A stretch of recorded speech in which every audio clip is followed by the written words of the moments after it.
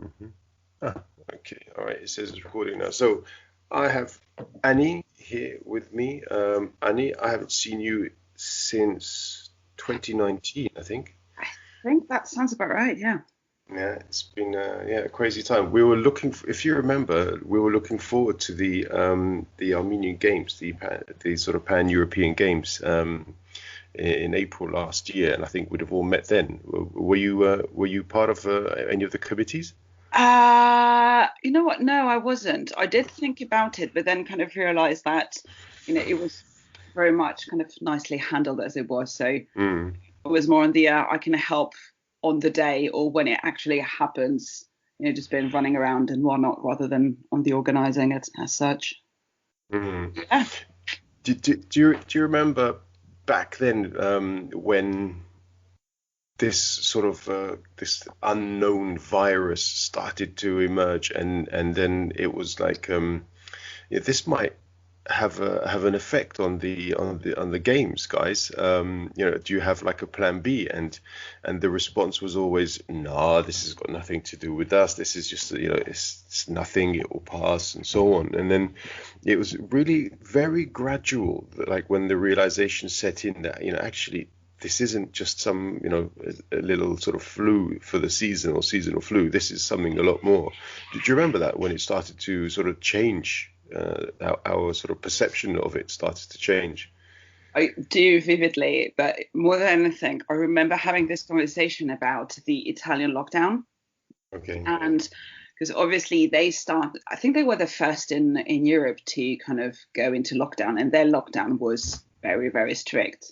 Mm, Just like Spain, I think, like not allowed to leave their house for a walk or anything unless you're going to the shops.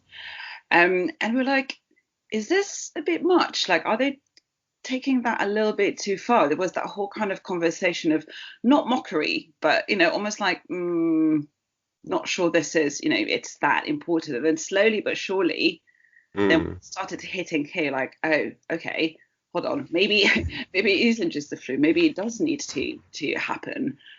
But at the time, like, I don't think we ever saw it as something that would still be going on now. We're like, okay, we're just going to stay in our houses for like 6 weeks, couple of months, and then we'll be fine. And then obviously it hasn't. mm. It's really weird.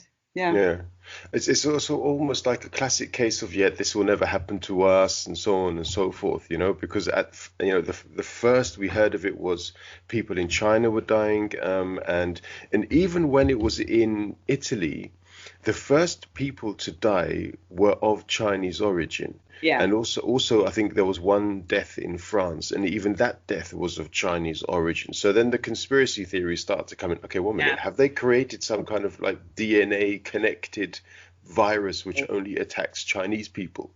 You know? I know it's what, I was weirdly actually watching that trilogy of the prequels of Planet of the Apes, and it's actually quite weird because obviously there is a human made virus going on there that kind of like spreads across the world, and that's how the whole like Planet of the Apes kind of side of things and ends up happening with, obviously not from an origin point of view of like human made versus come Mm, from animals. But it was quite weird to see, the kind of the parallels, if you like, on that kind of view and how far it could potentially go if it was like truly kind of out of control. Obviously, we're talking a movie, but it's one of those where it kind of gives you a bit of a this this could actually, if not kind of controlled, it could go to a kind of very dangerous extreme. mm. Yeah, yeah, absolutely. And as you bring that up, it reminds me of another of a book that I read recently. Completely unaware. I thought I was actually going to be reading a thriller, but it turned out to be like one of these sort of natural disaster style movies, books. It's called Station 11 by Emily St. John Mandel, and it's about how a flu essentially takes over the whole planet, and yeah, then there's hardly anybody left. So there were no more nurses, there were no more engineers to fix things. There's no more internet, no more electricity, no more government, nothing.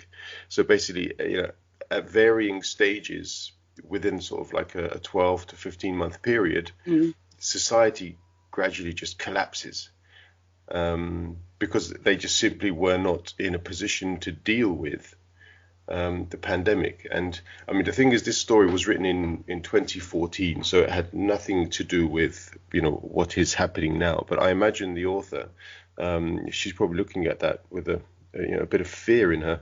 Yeah. Oops. But also that brings up a different question, which I think is like really interesting, which is, okay, we've got the society as we know it collapses. So that kind of opens up two avenues after that with like whoever is actually left. Do you then try to rebuild what was already there?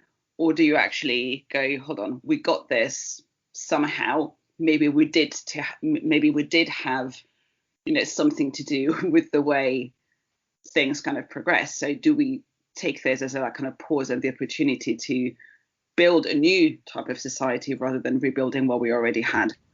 And obviously we're not anywhere near that kind of level of extreme, but I think that there's been lots of conversations and talks, etc., about pre-pandemic and post-pandemic in terms of what have we learned during the pandemic in terms of more of a community sense, more of a certain attitudes, if you like, that have taken place during the pandemic, where we're like, actually, these are positives that have come out of this situation. Maybe what we need to do is try and make sure that we keep those moving forward and actually reinforce these kind of attitudes rather than trying to go back to the way it was before, in a way. So obviously, I think there's something really interesting in that, in terms of like reevaluating, what we know as a space of comfort versus kind of actually changing things and moving them forward into something that actually would make it better.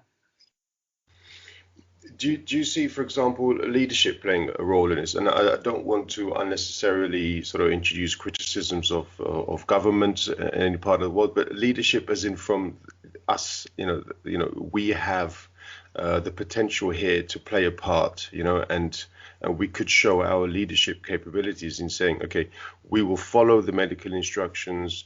We will sort of make decisions for our communities, for our families, for ourselves, so that we can sit this out safely and then emerge from the other side. Do you think that sort of, it speaks of the characters of our society?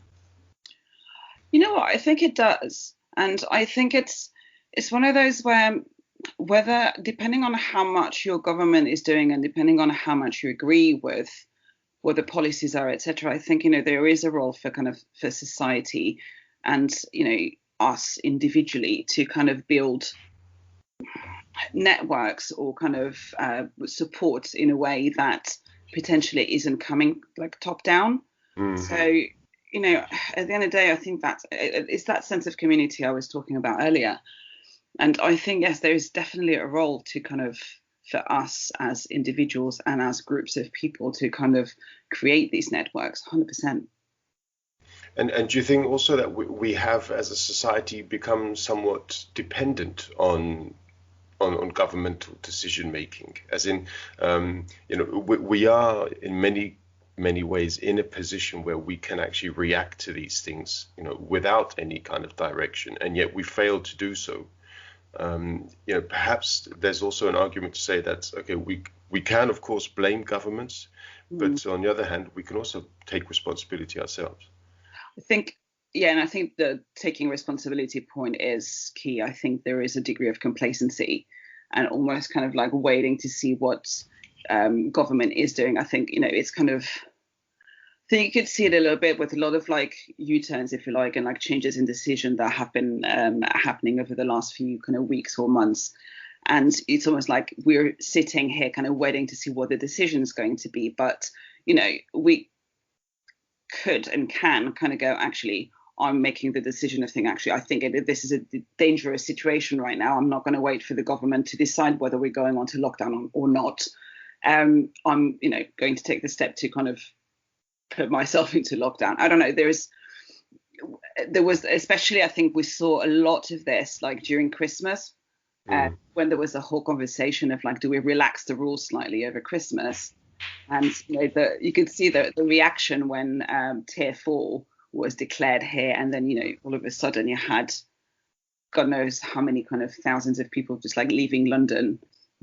And again, you kind of think that was an immediate, almost like reaction to government decision. But I think it's something that people could have easily seen coming and kind of acted accordingly, rather than just panicking. I don't know. I think it was. There is this degree of complacency of like waiting to see what the big boys are doing and are saying, as opposed to us actually taking the responsibility and making these decisions. It's also quite interesting because I remember when this, you rightly brought up the example of Italy, and I remember when this sort of hit Italy, in the north, sort of near Milan, in this, I think especially in this is a Bergamo area, and then there were lots of these stories of people fleeing and moving out of Bergamo, going to wherever they had come from originally, and the government said, look, no, you can't do this. You're taking the virus with you. Do you think that's also potentially what has happened in the UK as well, that people have just sort of fled London, for example, and taken it with them? Absolutely. And the idea of like people have fled London is really, really visible, like from so many people I know who have made either kind of gone back to their parents or made the conscious decision to leave London. It's something you can see, like even in the housing market. Like I was house hunting like a few months ago, and the amount of property that's available for rent in London is insane. Like in an area where normally there isn't that much, you can literally just pick and choose what you want. It's not something you see. And yeah, like even from the workplace, so many are like, one's in Scotland, the other one went back to South Africans working from there. So many. Obviously, there's still some in London, but like a lot of people have made the decision to just go away during all of this. And have rental prices been negatively affected by this, or supply and demand and so on? I think some have gone down, but there's a strange situation. Like, for example, in my own house, I'm in a house share, and one of the housemates moved out in December, which is a pretty bad time to move anyway. But obviously during the pandemic, it's even harder, and it's impossible to find someone. So, I think we had like 2 responses to the ad in a month, when normally you get like 10 a day. So you can definitely tell. Obviously, our concern was like, well, we can't afford to pay this other person's rent if we can't find anyone.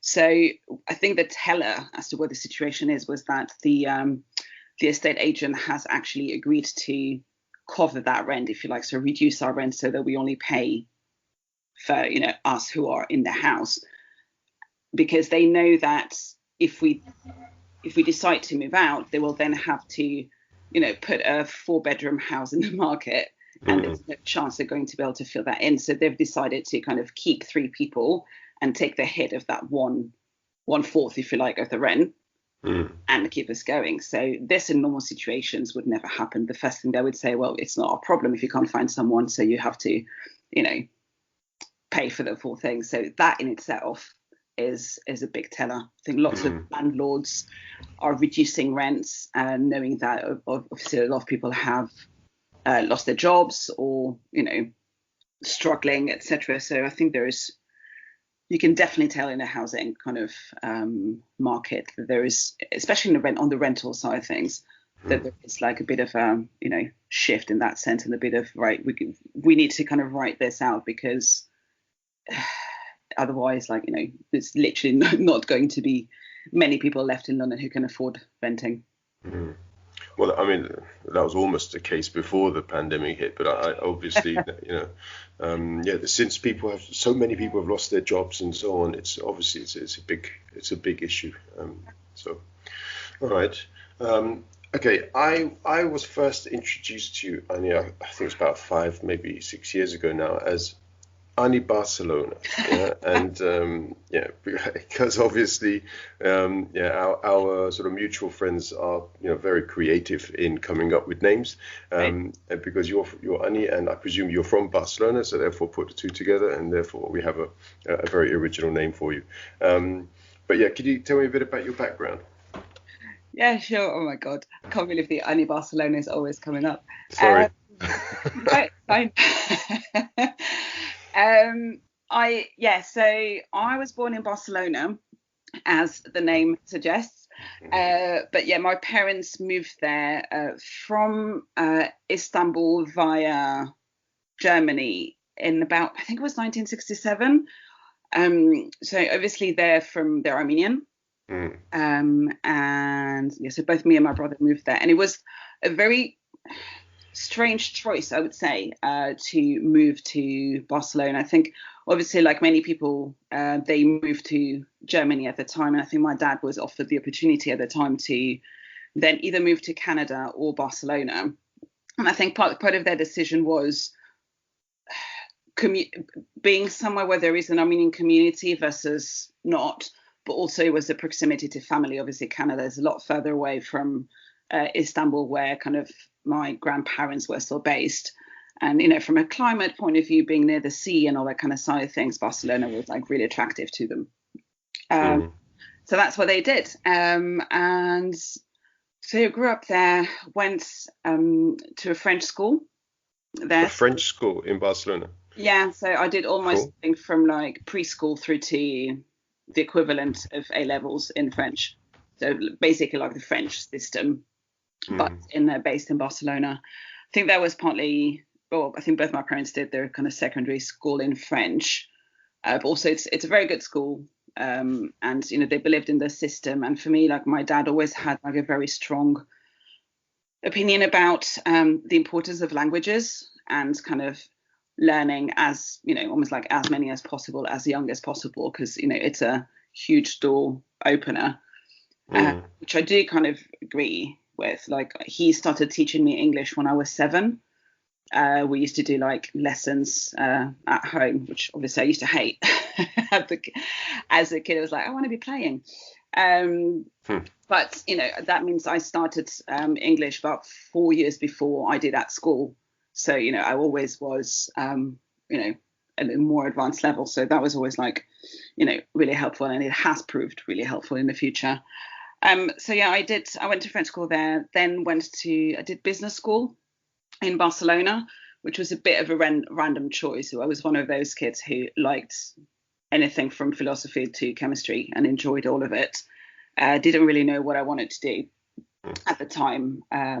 So I kind of went for the more practical choice, if you like, and said, that having that understanding of business in a way will probably, be a practical thing that will come in handy for the down the line, but still not really knowing what I wanted to do. Allowed me to do my exchange in Sydney. So I spent like 6 months in Sydney as part of my master's there, which was really great, and kind of, in fairness, was an indicative of me having itchy feet and wanted to kind of go away from Barcelona and almost like explore, almost like have my own kind of little world and kind of build that on just for myself. Went back to Barcelona and started working more in more corporate world side of things, but soon enough realized that wasn't really for me. And a friend of mine kind of pointed me in the direction of a brand design agency, saying maybe that's something where, they're looking for someone, you've got the kind of marketing kind of knowledge and all that kind of side of things, but you've got the creativity as well. Could be interesting. And I was kind of back in 2003. So, and I've been working in that kind of brand design, packaging, some events kind of side of things ever since, really. Okay. And then yeah, I think itchy feet kind of didn't stop from there, and eventually I decided to move to London. Actually, 15 years to the day today. That's amazing, isn't it? Yeah, it's weird. Fif- It's when you say 15, I was like, wow, that's it's it's a long time.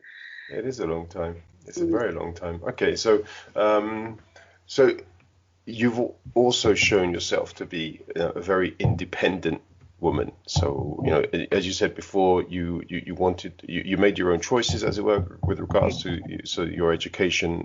You applied a practical approach to the subject that you would study, but also deciding to go to a country like Australia. So it's very far away, and I guess you wanted a challenge, right? You wanted to sort of cut loose and go yeah. somewhere completely different. Yeah, first it was a combination of things. Like I remember the time we had, you can go to these American kind of universities or da da da, and I was like, well, I think it's quite easy to end up going to America on a trip kind of thing. Whereas like for me, Australia was like, actually, it's not on your way, if you know what I mean. It's literally on the other side of the world. I also had like there's someone I know who was living there at the time, um, and I've always had like my dad when I was a kid had gone there for work, and I always had this idea of like I actually really want to spend time there. When am I going to have the opportunity to spend like 5 6 months down there in a way? And also, I mean, at the time it was like as far away from my parents as it could be, so no disrespect to them, but as a 21 year old, I was kind of really wanting to have my space, my independence, and just kind of figure things out on my own. So yeah, it was one of the best experiences I've ever had, and just being there with lots of exchange students from all over the world, seeing a completely different country. We did like a 1 month road trip around the country from desert to jungle to cities. It was amazing, and I think I learned so much from it, just from living in having that 5 6 months period of trying to find out who I am, but also kind of getting all this new stimulus and satisfying that curiosity that was lasting out really. Okay, and also how you are, what kind of a person you are, but also how you fit into a group of others, as it were. I guess that's also quite educational for somebody. Mm. No, absolutely, especially because what I was studying was a weird program, which was like a BA and an MBA, which normally you only do once you've already kind of worked. So the people in my class were all people who were 6 7 8 years older than me. So people who had been in the professional world and worked and done all of that and then gone back to do a master's. So again, it was, I was quite different from that group, literally kind of being still in uni. But no one really cared at that point, and you just like one more person kind of thing coming from whatever your background is. And I don't know, I learned a lot from them because obviously they've had completely different experiences to mine. And yeah, I think it was both really eye-opening in terms of just getting, in contrast to Barcelona, where at least at the time was somewhere that was very kind of, what's the word, samey in the Okay. sense, Barcelona is very Catalan and or Spanish, if you like. There's, from a diversity point of view, it's changed a lot now, but back in the day, it was very kind of local in a way. So it's not somewhere where you get lots of different people from lots of different places. Whereas Sydney, in that sense, and especially in an exchange program, then you do get all of that. And again, like you do in London, that's partly one of the reasons why I moved here was first day of like stepping here, it's like, whoa, you such like level of diversity just walking around in the street that you don't see in Barcelona. And just on a side note, when you were in Australia, did you see many Germans? No, why? Because I tell you, almost every second or third German I meet, they're like, Yeah, I went to Australia, and then they start talking to me in English, and bit by bit, the Australian accent creeps in. And I was in an Irish pub once in Berlin, and this guy eventually he got that Australian bit took over him so much, he called out to the waitress, "Hey, Shayla," and I was like, "Oh my God," I was so embarrassed, and this poor woman came over. She said, "Oh, my mum's name is Sheila," and it just went downhill from that point on. But okay, this didn't happen, and you didn't see too many Australian accented Germans. I don't think I met any Germans when I was there, if I'm completely honest. Okay, all right. So, no, that's a good story though. Yeah, Good to know. it's crazy, but there you go. Okay, all right, cool. So your first impressions then of London were extremely positive. I guess the fact that you've stayed in London for 15 years would suggest that the positives have by far outweighed the negatives. Well, yeah, so far. So, so far, yes. And, I think, as you were saying, I think, and as an example of like what I meant by the diversity side of things, when I first came to London, which was before I moved here. So back, I think it was 1999, I think it was. So me and a friend of mine she's half Scottish, half Armenian, but she doesn't speak Armenian. But we were on a night bus coming back from God knows where, like 2, 3 o'clock in the morning. And we're chatting, and I did say something to her in Armenian, I can't remember why, that this guy who was sat in front of us turns around, says, "Are you two Armenian?" Yes. Well, he's like, "I'm Iraqi, but my sister is married to an Armenian." And then he proceeds to start singing Armenian songs to us. Oh, God. And I'm like, my brain is exploding at that point. I'm like, what just happened? So it's things like this or again, in the same week, we go to this pub, there's 4 guys standing outside having a chat.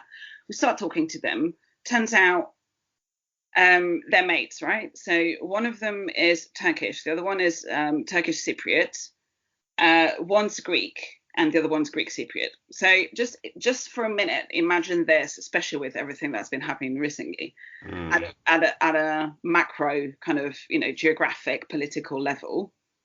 You've got these 4 guys and us who join in and spend an evening just chatting, random whatever evening, having a drink. And for me, again, that blew my mind in terms of that animosity that you see at obviously culturally and politically between us as nations, but there as 6 individuals, 6 people who are just having a nice evening and having a conversation. It's that contrast in a way, again, I don't know, is something that I'm really really interested in, and kind of how you can go through these boundaries that and forget all of the noise in a way, and just like focus on the people you have in front of you. And those are two of my very first London experiences that kind of really kind of attracted me in terms of, and made me want to come here and kind of be part of that in a way, I guess. I mean, London obviously provides the opportunity, doesn't it, because of its sheer size, the fact that it's got such a sort of dynamic labour market. There's always something for people to do if indeed they choose to do so. But a lot of it actually comes down to individual decision making, doesn't it? As in, when you go somewhere, it's almost as though you have an opportunity to completely redefine yourself. And will you become a positive sort of integrated member of the community? Do you want to actively pursue friendships with diverse groups, or are you going to be a bit more inward looking and sort of just go about your life, work and so on? So a bit like what we were saying before, a lot of it is up to the individual, isn't it? Yeah. No, I agree 100%. And I think on that front, it's just made me think of something like when I first moved here, I could have very easily kind of gone to and, find where the Spanish people are and hang out with the Spanish people, which weirdly I never did. I don't think I have a single Spanish friend in London. I was lucky enough to find a job like really quickly, like within a month of being here, and like very quickly was integrated in a very English environment. Like for years, 99% of my friends would be, English, and I got to, in a way, it was like a fast track lesson in into Britain and like cultural elements and all that kind of side of things. I've, many of my friends kind of say you're almost like more English than us sometimes, and it's only like much later that I then started kind of hanging out with Armenians as well. Like I think I did reach out to, I did have a good like Armenian friend here, but he was the only one I would hang out with. I did go to a few kind of parties, but it just didn't click for me. Where it was like there's something I'm like I'm not feeling this. And again, having not grown up in a community, in Armenian community, there were a few things that I found a bit strange, or I don't know, it didn't work for me. So it was like I left that and didn't really get involved until maybe 5 years ago, I think. Which is more or less around the time that we met. It is interesting, that, isn't it? Because knowing the group, at least a part of the group that you interact with and you are friends with, I would say, even though they are Armenian in ethnic origin, but they are very, very European in the way that they live their lives as a British, but also sort of Europeans, and I think that maybe makes them a bit more welcoming to newcomers, don't you think? I think so. And I mean, don't get me wrong, I have spent time with Armenians. So I did used to go to Istanbul a lot as a teenager. Like there's this, you may know about it, this place called Kanalada, which is this. I don't know, I'm sorry. So there is this kind of group of islands in Istanbul, like between the two parts of Istanbul, called the Prince Islands. Okay. Where a lot of basically people spend their summers there. And one of them, which is this island called Kanalada, is the one that traditionally local Armenians spend their summers there. So that's where my parents met, for example. And my dad had kept the kind of family flats. And then when I was about 14, we then started going there for summer and spending like maybe 3 weeks a month there. So again, that was amazing as an experience, because I then got to see lots of Armenians like me. So being like second generation elsewhere, but that'd be like Armenians from LA, from Germany, from Canada, not from the UK, maybe not so much, because there's not that many Istanbul Armenians here. But basically imagine like lots of people like me with a similar background, but having grown up in anywhere in the world, congregating in a tiny little island for summer. So, but I think that was my kind of understanding of Armenian kind of community in a way, but I got that like 3 weeks a year kind of. So I guess in a way, that's why when I moved here, I was looking for it in a way. But yeah, I think I'm more drawn to those that have a bit more of a positive kind of attitude towards other cultures, or that integrated element, than certain potentially more closed off and potentially more opinionated, in my view, kind of community. But I think that's partly because of my own background, saying like growing up as an Armenian in Barcelona and then having moved here and then having spent time, in a French environment for 15 years at school, and then Australia. I do tend to I like that diversity. I like that kind of the fact that you can take from all these different cultures the things that work for you in a way and make them become like a part of you. And there's loads of things that I do that I say that can be very Spanish, but then there'll be certain things that be like, oh, that's very English, or it's just almost like creating a kind of identity in a way that kind of leans on all of these different inputs. I think there's something, that's how you become richer in a way. I do like that kind of attitude, that mentality of like people being, open to that. And talking of identity, as in, a couple of times when we've discussed football, you're very much a Barcelona fan, aren't you? Yeah. Okay. Absolutely. All right. It's not going too well for you this season, though, is it? Well, it's a transition season. I keep saying this, Transition. let's face it. I mean, we did have the most terrible. Last year was kind of almost embarrassing. You know what game I'm referring to. I'm not going. Mm. Uh, I may, yeah, remember. But the last few seasons there have been a number of embarrassing games. But anyway, yes, please. yeah. Nah, there is. That I'm almost like kind of. I do challenge my dad on that one quite a lot. It just makes me laugh. Mm, But yeah, no, it's a transition period. We've got like a few older players. We've not been like particularly good with our coach selection recently. mm. It's team rebuild time, let's face it. So I'm not expecting, major wins this year. So as long as we don't have major losses like we did last year, Mm. I'll consider myself lucky. Okay, but to tie in there's sort of two elements then, because you also said you work in sort of branding and marketing and Yeah. so on. I would suggest that in recent years, Barcelona's PR has not been quite up to scratch. What do you think about that? In what way? Well, for example, the debacle with Messi over the summer, it was sort of long drawn out. Also, the presidents, the tag team of presidents, one comes in and the other one goes out, and then the one that went out it starts, bad mouthing, and it comes back in a couple of years later.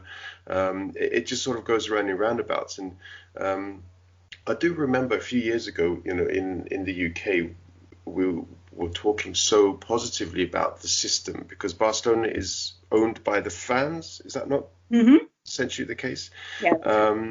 And yet still the management is, yeah, not ideal. Mm.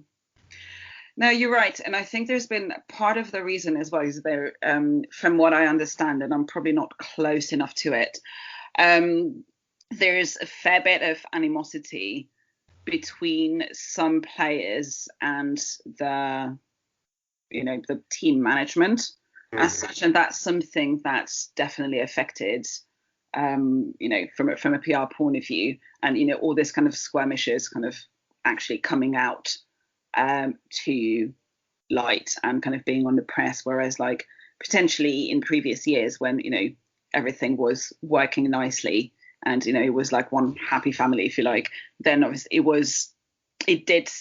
I think the PR itself had a positive impact because actually things were fine and dandy, if you like, within team and management, whereas it's something that in the last maybe like 2-3 years is definitely not happened. Like Xavi, for example, has been like quite open about how he feels about the current management.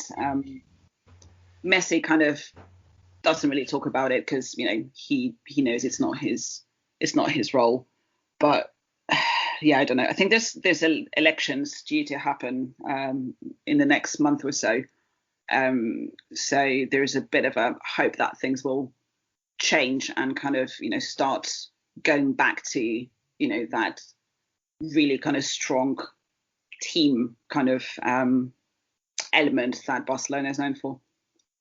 yeah, but isn't it a bit funny in some ways that the sort of internal political issue has arisen as the team's abilities on the pitch have dwindled. So I'm talking, players like Iniesta, Xavi leaving, and obviously Messi is, he's getting older. He can't carry the team as much as he could have done perhaps in the past.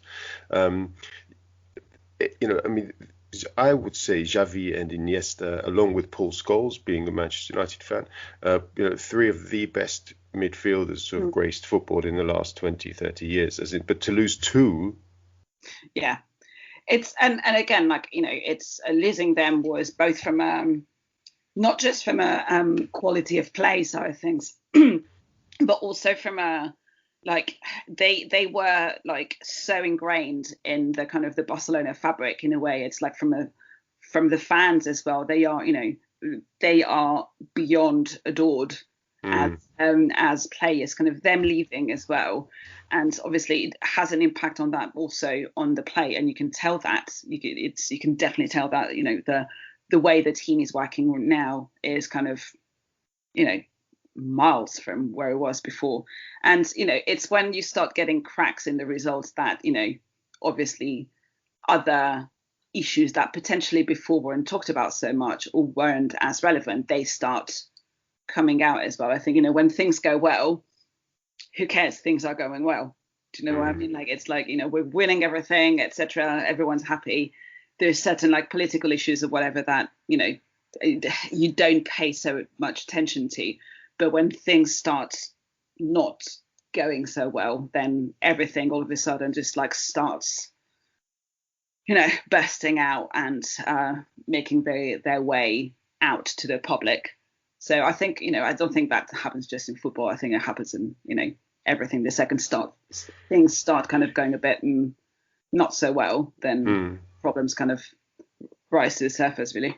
Yeah, I guess in football, because it's so high profile, then sometimes the problems are far more exaggerated. Perhaps is the best way to put it.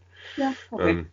Okay, but I mean, one of the issues I wanted to really talk about as well, and this is why I introduced the Barcelona factor, is that you've obviously are from Barcelona, as in you are essentially Catalonian, and you're very proud, I think, of your roots and your attachment to the area. How do you see some of the political issues regarding potential autonomy, shall we say? How do you view that? And now from a distance as well. Actually, the from a distance point is key, I think. Well, yes, you're right. I've always felt like really proud of the Catalonian side of things, and I will always say I'm Catalonian rather than being Spanish. But I think for me, that's more from a cultural point of view, and I think there are some clear differences. There's a lot in common, but there's also a lot of like differences between like Catalans and Spaniards. I think a lot of the current issues have come from very poorly managed political situations back in maybe like a decade ago, where I think the Catalan government was asking for a bit more autonomy, a bit more independence in terms of like managing the taxes, or in terms of education.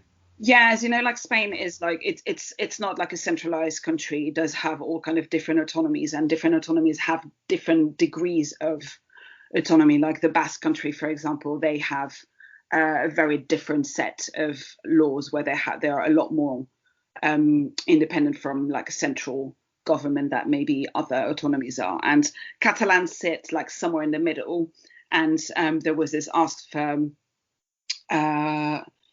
there's this bill that was being written to kind of establish a bit more of that kind of independence, and all of that was kind of in the process of being signed off, and eventually it didn't. And I think that's one of them. That was a trigger. It's like there's always been a sense of an independent kind of movement in Catalonia, but it was always like relatively minimal. Like I honestly never thought I would see what's happened in the last 10 years. Like it was always maybe, I don't know, say like 20% of people who were like, yeah, but getting to the point where there's like all the kind of demonstrations on the street, there's all the kind of the elections and all that kind of side of things for independence. I honestly never saw I would see that. It's not something you could have sensed before that kind of turning point, if you like. And then from then on, I think, the political, like local political parties took that, even parties that weren't traditionally for independence, took on that mantle. I think it was partly a political game in terms of, right, there is huge frustration coming from the people about this kind of bill not passing. Let's capitalize on that. And there's been a lot of that over the kind of the last few years, I think. Madrid have not been smart about it, I don't think. Like for me, I've always compared the Scottish situation to the Catalan situation and how that was handled. Like, for example, how the referendum was handled. the Catalan referendum was not allowed. It was deemed illegal. Mm-hmm. So, and again, for me, it's like basic psychology. You know, you tell someone you can't do it, well, we're going to go for it. Whereas I think for what, I'm not a David Cameron fan, but, you know, I think there's one thing he was really smart about was, okay, you want to have a referendum? Have it. And then, you know, you'll deal with the results after that. And whereas that wasn't allowed in Spain. And that's where all of the kind of current issues come from. It was that kind of Madrid versus Barcelona, media taking it to, like, if you see like Madrid papers versus Catalan papers, it becomes like a huge media battle. There isn't like a really objective kind of take on any of it. It's all kind of, everything is fueling like that animosity. Yeah, there's a definite lack in objectivity, I think, everywhere.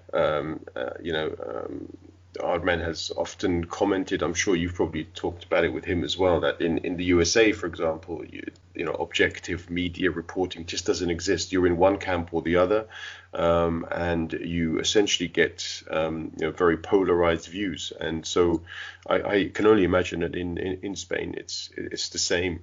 Yeah. And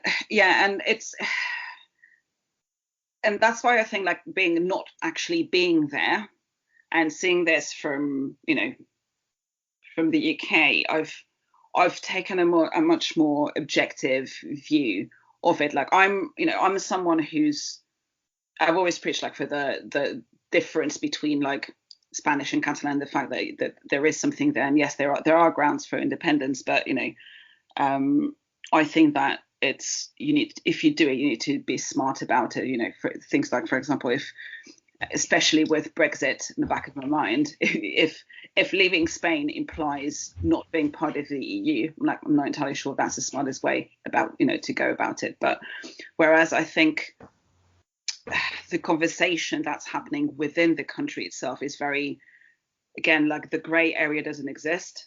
Like all the kind of the media portrayal and all of the conversations, all of the rallies that happen, it's all very black and white. And I find that really frustrating. And I see like my parents, for example, they're like super involved in that. Like my mum like listens to the radio constantly, and she makes a point of like listening to both sides, which I find quite interesting. She'll listen to like very kind of the more kind of Spanish central or Spanish centric, if you like, point of views, and she'll listen to the very Catalan point of views. And she herself, like, probably because of being Armenian, both of them are very kind of pro-Catalan and pro-independence, actually. But at least that kind of, they make the point of like trying to get both of those opinions. But I don't think that's something that people do tend to do there. It's very single-minded and kind of, you're either one of us or you're one of them. There's a lot of that happening in Barcelona. Okay. I mean, yeah, these sort of binary situations have never really appealed. Well, maybe they appealed to me when I was younger, but I'd like to think I've grown up a bit and matured a bit and come to the conclusion that, the world is not binary in any way. And there are many, many degrees in between. And depending on the topic, there are more or less degrees. But it's cool to see that your parents don't live in an echo chamber and they only sort of pursue news from the one side. I guess that also alludes to the open-mindedness that you have. So, I mean, it's not just where you grew up, but also, who you grew up with. No, absolutely. Definitely. I mean, yeah. And I mean, in Barcelona, how is the discussion of sort of gender equality? As you know, I discussed this with Tatiana as well, and perhaps you have a different cultural insight with regards to this. How was it in Barcelona growing up? Was it a case of the boys play football, the girls do knitting? Was it like no? Because recently on German television, there's some brilliant TV programs for children, and they had a little sort of survey of the kids, and they asked the boys, are you better at maths than the girls? And the boys were like, yeah, we're great, blah blah blah. And then they asked the girls, and the girls were really quiet. They didn't say anything. They said, yeah, I think we're as good. And then the teacher got out like some sets of results and said, well, girls, actually, you're a bit better than good. Yeah, as in, it's interesting that some of these issues still remain in schools. And so my question is, growing up in Barcelona, did you have that kind of pressure as well? To be honest, like, I'm just trying to think. I don't think there was so much of a we're better at this than you are, or all of that. On the contrary, I actually think that girls were probably getting like better grades than boys were. But if anything, like, I would say that boys would potentially, mock those that would be better at this or better at that. But no, I don't think there was that sense of like, oh, we are boys, so we are better at this. I don't think there was that kind of division. Yes, in terms of like playing football, games and sports and all that kind of side of things. I mean, yeah, like football and all those kind of things were still very much seen as more of a boys thing than a girls thing, I guess. But I don't know, like I never felt, or at least I don't remember having that kind of, oh, you're a girl, you shouldn't be doing this kind of thing. I don't remember having that kind of feeling or that ever being like a concern or an issue. But and sorry. No, go on. No, I was just going to ask because I'm sort of thinking back to the point when these political issues occurred in Barcelona a few years ago, and arrest warrants were issued around Europe for these Catalonian representatives, but none of them were women. A lot of the political leaders are men, and so do women get involved in sort of Catalonian politics? More now. You're right. Like I'm not saying that there isn't sexism in Catalonia or in Spain, because if nothing else, like it's possibly one of the country's biggest downfalls, and is, the way I see it, is one of the countries where sexism is actually rife and actually quite strong and dangerous to a degree. But at least I think I was lucky enough to not really kind of see it in my environment or in my surroundings. But I think you're right, like from a leadership point of view, it has been traditionally very much male led.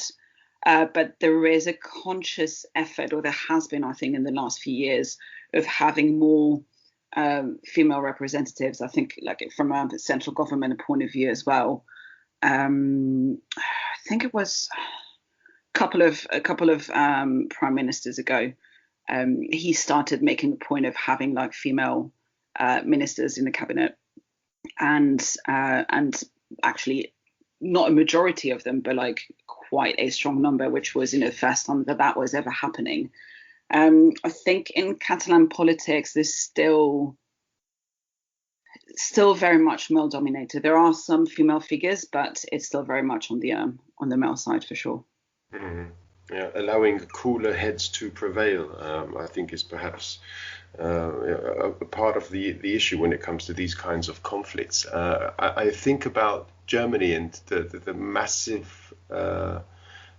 massively positive effect that Angela Merkel has had on many different crises, and this September she's stepping down after what will be 16 years as the Chancellor, and she's going to be replaced, and none of the main or front running candidates are a woman, and I think she tried to have a woman take her place, but unfortunately proved unsuccessful in that field, and it seems that the next Chancellor is going to be a man. So I think Germany and also Europe would love Mrs. Merkel to have continued for another 4 or 8 years, but unfortunately she doesn't want to do so. So that's fair enough. I mean, after 16 years, I'm guessing she's kind of, thinking, time to think about myself now. Yeah, absolutely. And I mean, always she stayed on because, the country was in a crisis. So in 2015, there was the refugee crisis. And so she said, okay, I'll stay on and see the country through it. Obviously now there are two crises, as it were, one for Europe, which is Brexit, and then Germany obviously is dealing with the pandemic. Mm. I think her kind of leadership would have helped guide both Europe and Germany through these two crises. I agree. And I think for me, I mean, I think she's a really inspirational kind of person and role model for women in that sense, because I think she's, and again, I don't know her politics too like that closely, but as a figurehead, and that kind of cool, calm, collected, very kind of very much positioned as an equal, if you like, where she just doesn't take any kind of BS from, do you know what I mean, from the Mm, kind of the sphere that she moves in, is something that I respect very much. And I think that potentially, if comparing her to like Theresa May, for example, it's just, you just can't put the two in at the same level. mm, Do you know what I mean? Like, I think yeah. there is a strength, there is a calmness, there is a, a rationality in a way that comes from, and like she radiates that in a way. She's very kind of, you know, you she inspires respect Mm. immediately, and that's something that I very much admire from her. But it's a quiet strength, though, isn't it, that Yeah. Mrs. Merkel has? As in, people try to also draw parallels between Mrs. Merkel and Mrs. Thatcher, but Mrs. Thatcher was far more antagonistic. I seem to recall. She was well up for the fight. Whereas Mrs. Merkel was more like, well, actually, let's not fight. Take a moment, think about it. You It's know? that it's that diplomacy, right? Yeah. In a way, it's not about. I think she's made her mark by almost like observing, and then just observe, assess, and then take the right step, rather than kind of being overtly confrontational or antagonistic, as you said. Yes. Mm, yeah, and I mean, okay, she's obviously got a very, extensive academic background. She's Yeah. extremely intelligent, and perhaps these analytical skills were helpful, especially in the scientific crisis that we've had. You know. But it's also interesting that Jacinda Ardern in New Zealand was also considered to be one of the most successful leaders in dealing with the pandemic. So, maybe there's something in that. I think I keep going back to that idea of community. I'm sorry, but like I think it's more of a the mindset is slightly different in that Mm, sense. Like how the approach. I think there's been uh, I think there's been a lot of like politically led decisions that have been made here, potentially where certain decisions around the pandemic have been made more as in like, how is this going to affect my position in Parliament, or with my kind of peers in that kind of side of things, as instead of necessarily thinking about the the people in the country in a way. Whereas I think in New Zealand, it's that's the other way around. I think she's been incredibly smart as how she's gone about it. She's like, again, it is a smaller country as well. It's probably like easier to manage and to kind of take on the kind of the steps that she did. But closing off the island and saying, it's going to hurt for a couple of months, but we'll be much better for it in the long run. It's definitely kind of proved right. Whereas, the fact that we've only kind of asking people to have a negative test when before they land in the UK, that only is happening now as we speak. Again, blows my mind slightly. mm, yeah, yeah, okay. Um, all right, moving away from the pandemic, which I think understandably it's I think every serious conversation at the moment involves some kind of reference to it. But talk about your work. So that may actually be in some ways affected again by the pandemic. But I seem to remember you sort of you work in a project for a certain period of time, and then when you've guided that project to a successful conclusion, you then move to another project. Is that still how your employment works? Yes and no. So yeah, I'm a freelancer. So I've been freelancing for the last four years, I think. Um, so yes, it's not necessarily. It's more kind of in terms of like filling gaps, if you like. So yes, I will be kind of brought in to drive a kind of a project or a series of projects for a period of time. Sometimes it's whether they don't have the permanent resource, if you like, to run that project. Sometimes it's from a skill set or experience point of view that like actually we need someone who knows a lot about this side of things, and I have the right kind of background of skill set to do it. So yeah, it's more of a kind of dip in and out kind of approach at the moment. Yeah. So what is that specific kind of skill set that people sort of reach out to you for then? It can be, well, partly kind of years of experience. Like I've been in doing this for about 16, 17 years now. So sometimes it's more the fact that they don't have the level of seniority to cover a certain project. Sometimes it's more from an industry knowledge. So I've, for example, done a lot of work with the alcoholic drinks industry. So doing design work for, say, whiskey brands or beer brands, etc. And there's something I'm very familiar with. So they need someone who has that level of understanding. Or, for example, I've done a lot of, instead of focusing on one area, so brand design and packaging, I made a point earlier in my career to kind of open that up and then do some work on what we call like experiential or events, or basically almost have more of a 360 degree view as to how you kind of build a brand and you communicate it and sell it to your kind of target audience, rather than being very kind of focused onto one area. So some projects actually do need that kind of more bird's eye view, if you like, or understanding of the wider kind of touch points, if you like, rather than going super deep on one area. Okay, and is that also, that's a very interesting topic, because I mean recently, because lots of businesses have been obviously closed to the public, yeah, they've tried to introduce these sort of all-encompassing, engaging experiences with virtual events or virtual platforms. Is this something that you've also managed to integrate in some ways? Not so much on my side, in terms of, because I've not really been working recently on that kind of experience side of things.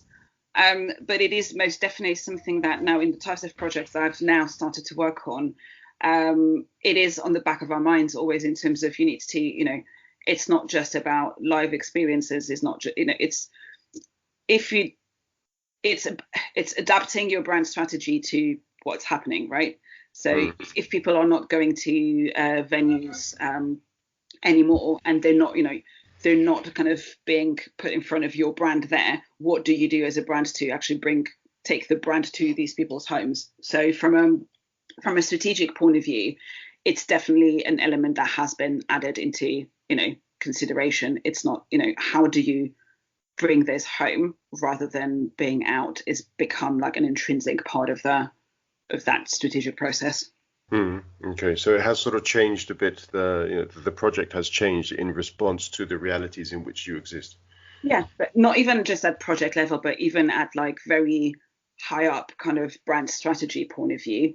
It's acknowledging the fact that people are barely leaving their homes right now. So how do you now reach these people? It's become, because otherwise it has impact on their bottom line at the end of the day. So it's how do you kind of reverse the situation and make sure that you build that into how you kind of approach your brand. Okay, yeah, it's really interesting how different organizations with extremely different products, how can you convey a flavor, a taste, a tradition when there is no sort of physical contact or presence around it? Obviously, this is where the creativity comes in, so it's really interesting to see how that happens. But you can tell, like, things, for example, a lot of, like, again, drinks brands have been doing things like you know that people are not going to be going to a bar and drinking a cocktail, but they've, especially some of the smaller brands, have been really smart about it and said, well, we're going to start creating cocktail making kits, and things that you can order online. They're being delivered to your home in a box that fits your letterbox. So if you happen to be out, well, it doesn't matter, it's there. And just getting and then creating more of an experience, something they can do at home, and maybe will become supported by some online content, or someone on Instagram telling you how to make that cocktail, or giving you a couple of recipes or advice. So it's become there's that kind of partly educational, because you're learning something, you're learning how to make that cocktail, and it's almost like trying to recreate what you were doing outside, and how recreating that in your own home. So there's been a lot of stuff like that happening, which I think is quite interesting. Do you also have branding partnerships where, for example, I don't know if it's a cognac or something, then you sort of partner up with a special kind of chocolate brand, or some other, I don't know if it's a whiskey, then you sort of, okay, I don't know if you can advertise cigars, but has there been some kind of a branding partnership, something which goes together for the experience? It's done, yeah, traditionally it's done a lot. For example, you'll see, people who was it?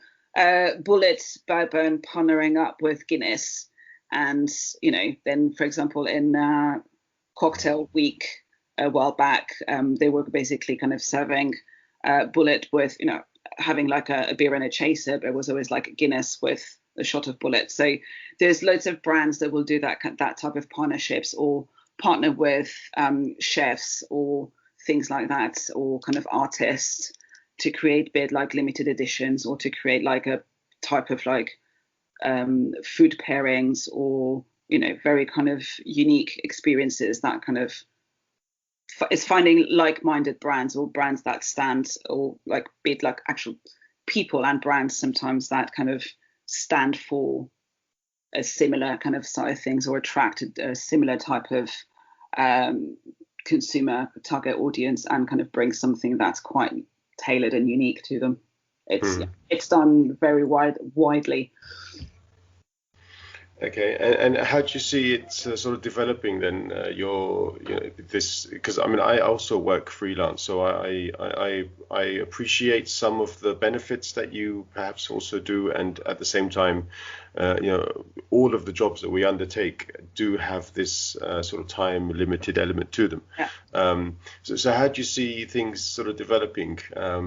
As in, would you remain a freelancer? Will you jump across and take on a permanent thing maybe in the future, or with the same company that you're with now? How do you see things developing?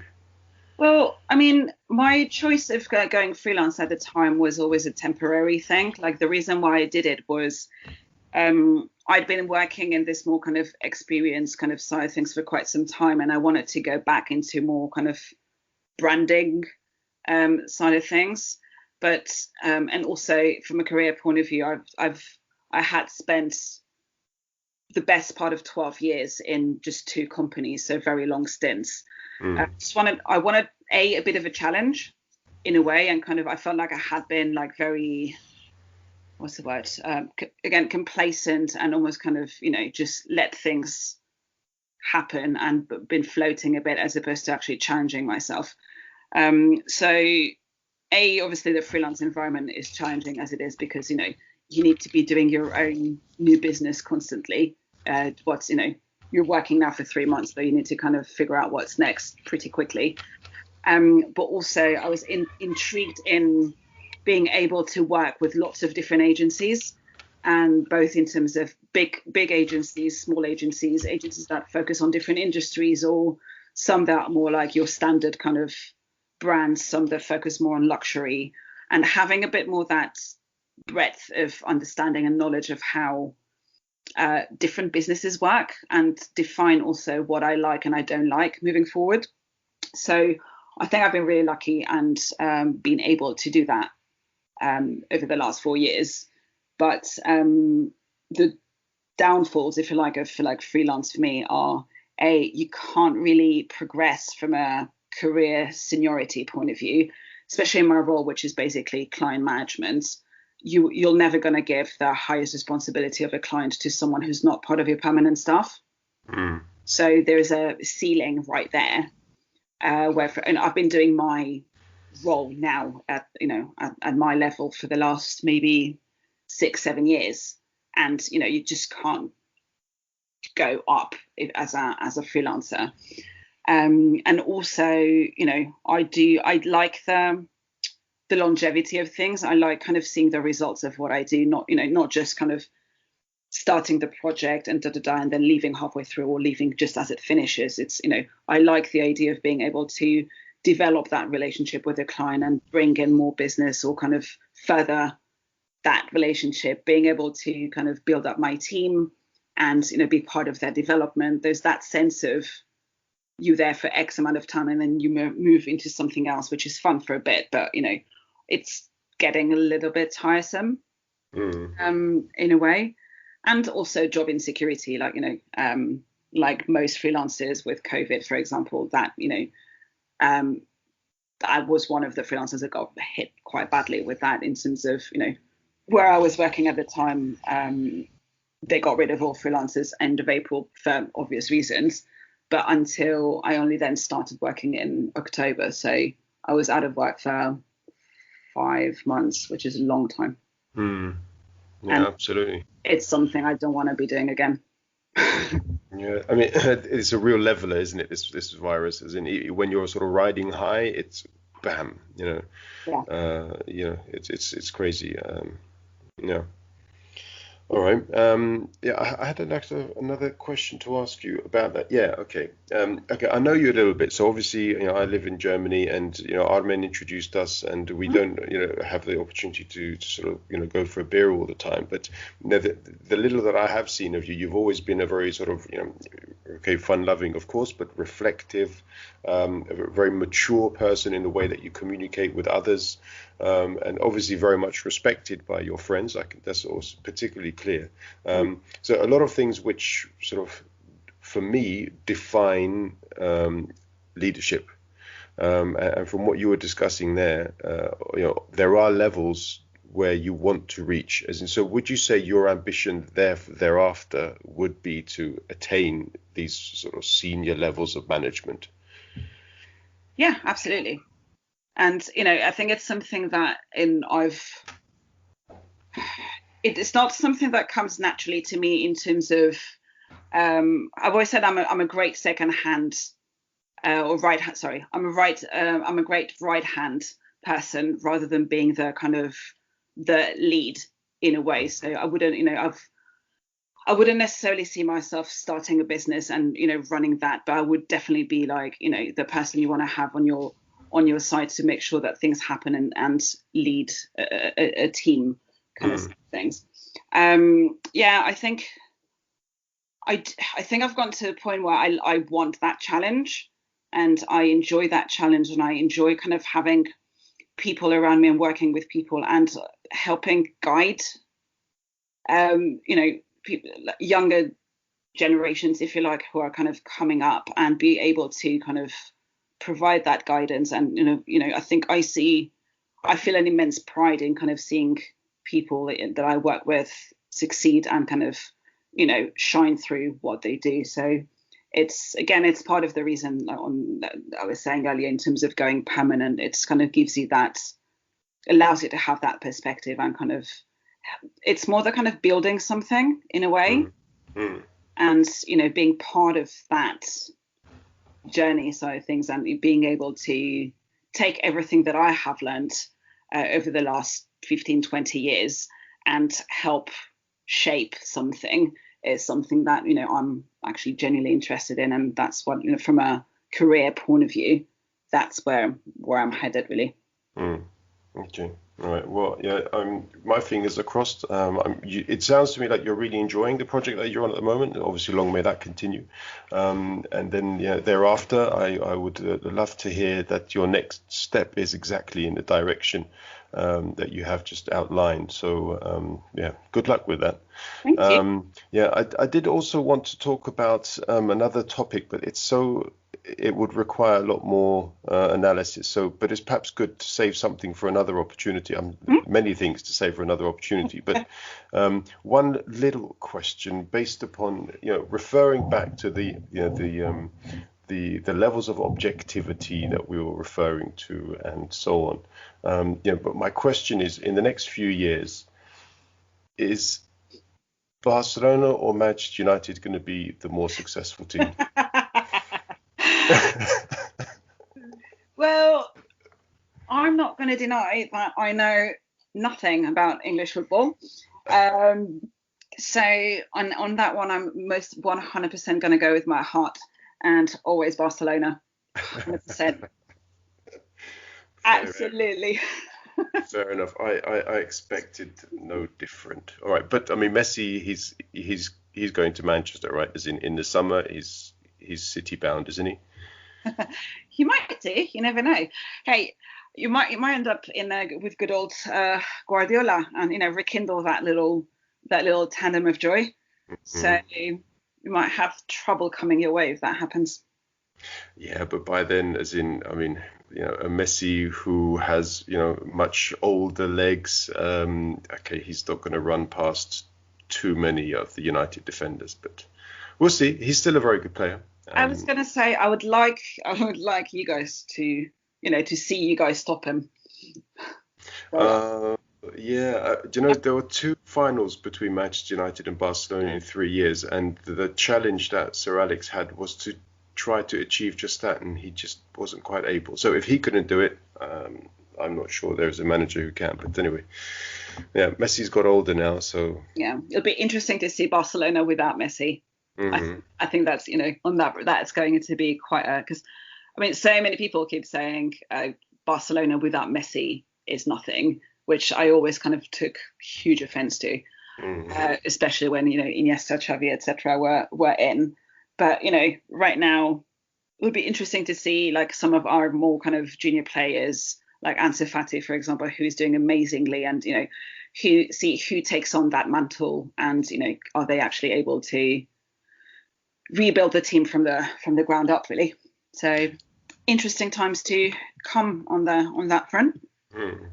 Okay. All right. Well, yeah. I mean, I wish you success, of course, except for when you're playing Manchester United. But, I mean, that's obviously quite natural. All right. Yeah. Annie, brilliant. Thank you very much. It's been very entertaining, but that doesn't come as a surprise at all. And yeah, I hope that you've enjoyed it too. Was it all right? Yeah, sure. I mean, in fairness, I always love chatting to you, and obviously we don't get to do it often enough, so this was really nice. Cool, brilliant. All right, so then there shouldn't be an issue having you back for another chat at some point in the future. Whenever you want, just fantastic. Hit me up. Brilliant. All right, then I should allow you to enjoy the rest of your very, very social weekend. Good luck with everything, and speak to you soon. You too. Take care. Take care. Bye-bye.